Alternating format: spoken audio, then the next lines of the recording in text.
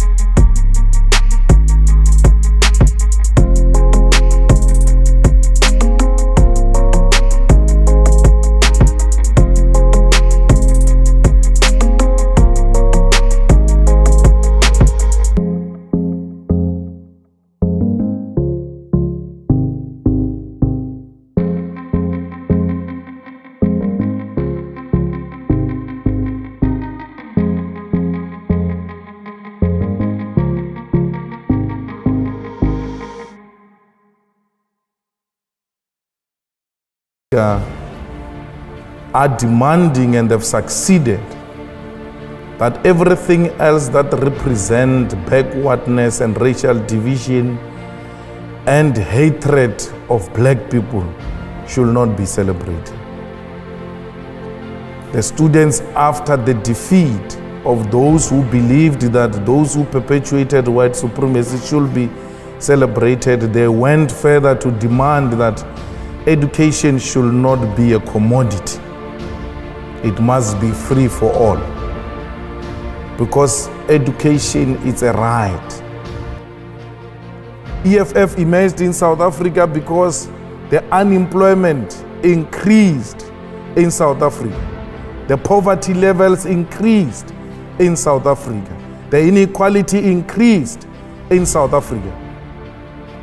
We have a situation where the levels of corruption in South Africa are actually institutionalized. You get a senior position on the basis of to what extent are you corrupt. If you are anti-corruption, you never get a promotion, because the state favors those who are corrupt. We have a situation in South Africa where a white-owned capitalism or economic system has been exploiting our people, and our people have not been benefiting from the mineral resources in our country. We have a company called the London Mine, which is mining in a place called Marikana. In that mine, the mine has got everything, all the basic needs: water, electricity, roads. And just next to a mine is a township or a village where black people stay without water and electricity, without roads, without proper schools.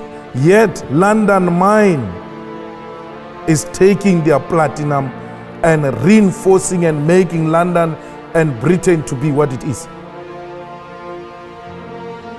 Literally, between the mine and the community is a dumping area where the children coming from that community go and look for food. in that dumping area.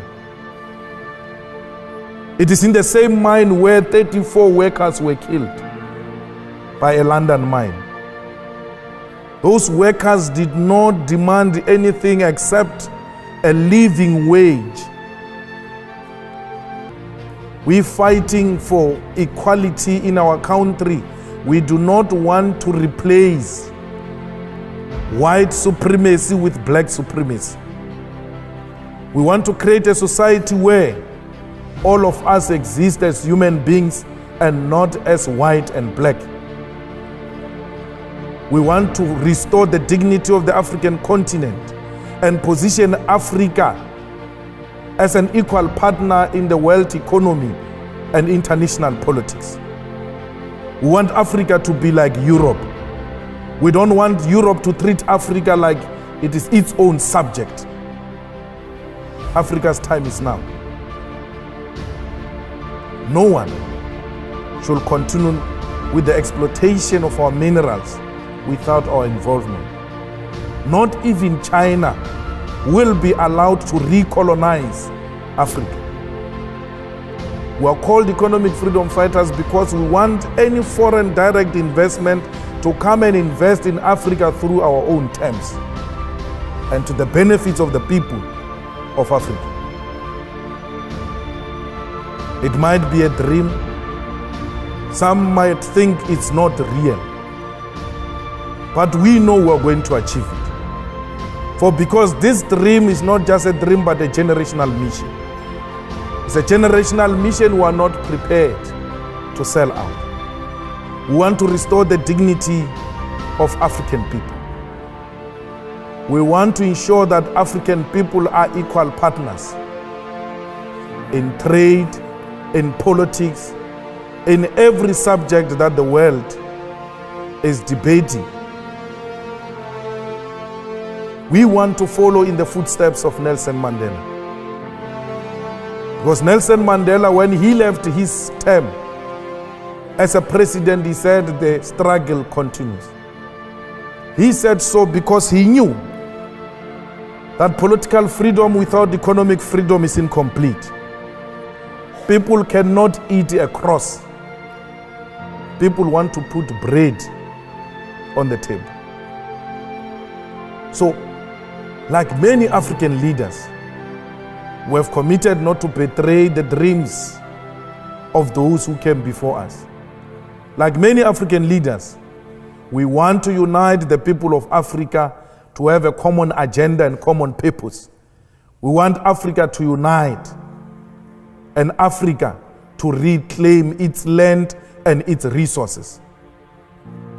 The EFF speaks about expropriation of land without compensation because we know that when the land was taken in Africa was through genocide. Why would we reward genocide? We cannot reward genocide, but we want land because land guarantees us of the sovereignty of South Africa and the African continent. We cannot claim to be Africans, yet we have nothing to show as a proof that indeed we are Africans. For because we do not even have title deeds to prove that we are the owners of the land, we have nothing to show. When you go into mines, it's multinational companies. When you go into banks, it's multinational companies. When you go into monopoly industries, it's multinational companies. We cannot even own and protect our own agricultural sector with our fertile land in Africa. Because Europe and the entire developed countries use Africa and South Africa as a dumping site. Every lower grade food get to be dumped in our countries, undermining our own agriculture. When we say those things, we are called communists, we are called anarchists, we are called radicals, because we must continue to bow before a white supremacist. We're refusing that. We're refusing to bow before imperialism and colonialism. We want a total control of our own country and our own land. We in South Africa, black and white, we coexist as people. When we fight colonialism, we do not fight white people. We come from a bad history of apartheid, where white people have exploited us for far too long. Yet, we have extended a hand of friendship. There are many others who are still refusing and still wanting to act as if we live in the apartheid era. Those do not deserve to live amongst those who want a united South Africa, black and white. It is of their own problem. We are not going to be an international home of racists. We're not going to be an international capital city of racism. We refuse that black people must still bow before white people. And that does not mean you must go away.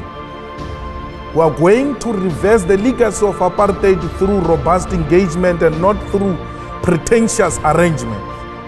We are still hating. We have seen people dying before us.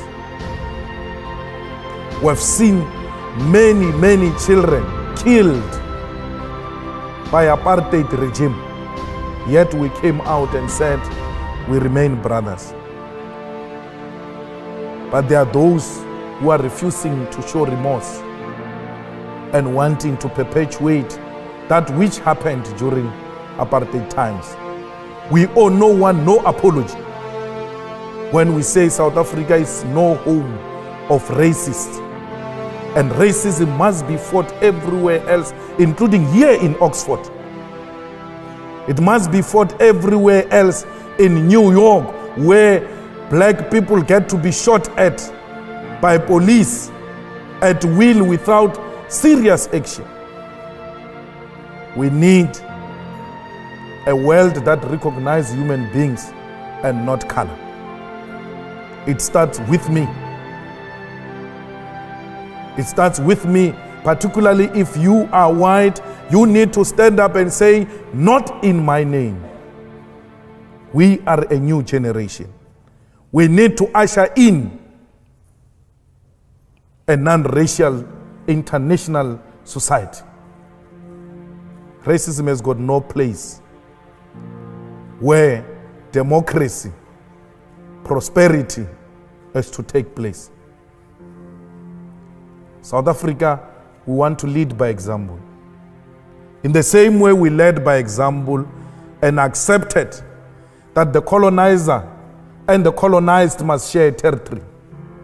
Even beyond the defeat of the colonizers, we did not seek to pay revenge. We continued to share territory with those who colonized us because we believe strongly that there is a place for everyone in South Africa. But let us transform the economy to benefit all.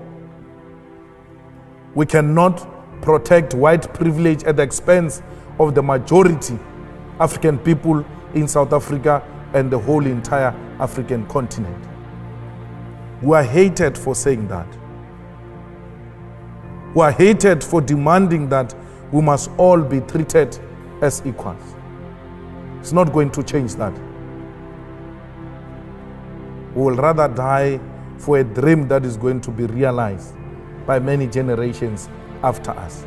Even if we don't realize it ourselves, we've made a commitment to lay a firm foundation for generations to come. We seek to inspire confidence amongst many African masses that they must stand on their own.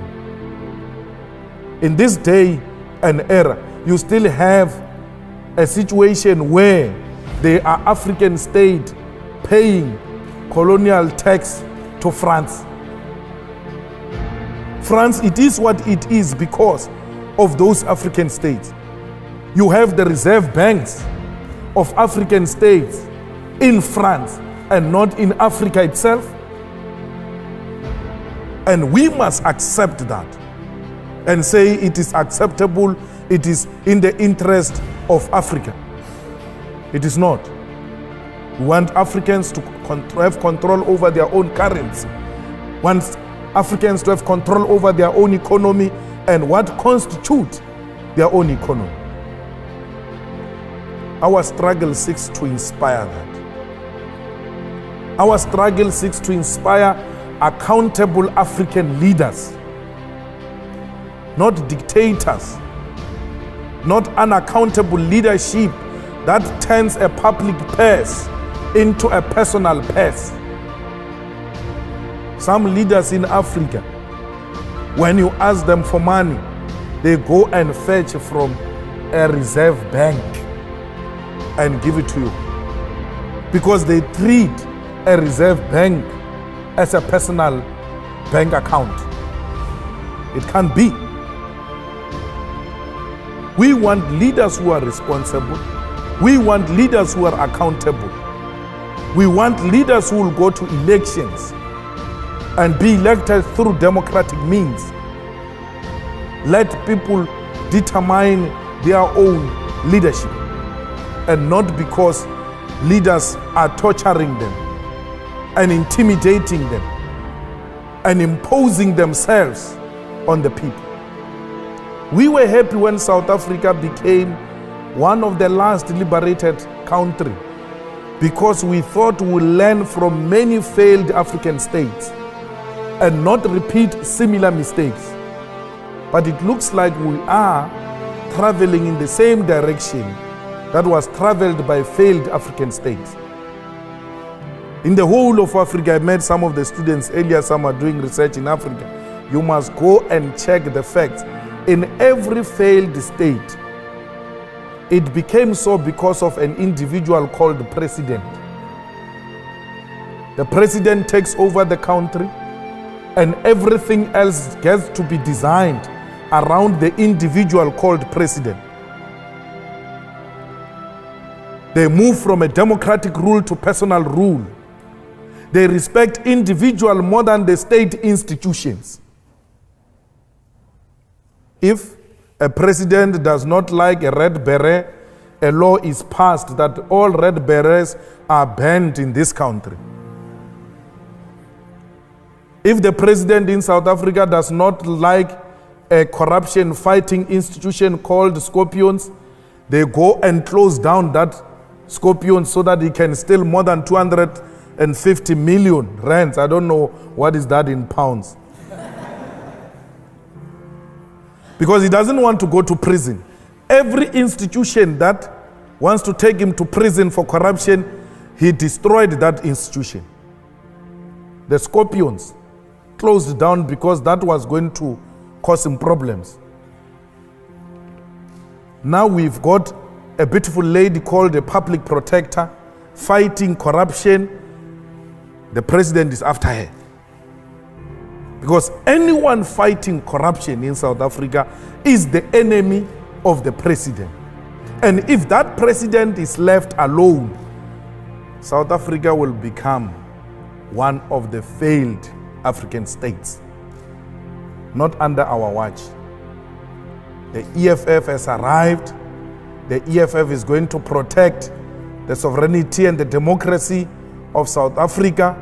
The EFF is going to revive correct politics in Africa and position Africa at a correct path in the international politics. It is possible. We have taken that position, and many in Africa are willing to follow. So we came here to the Oxford Union and to London because we are going to meet many other institutions, including thinking tanks and investors in Africa. I mean, in UK. Those who want to invest in Africa, those who love peace and democracy, those who love the sharing of wealth amongst people. We need your support. We need you to commit that Africa should not be a playground of the rich, because Africa is not a desert, but a continent where human beings are found and they must be treated with respect and dignity. Thank you very much.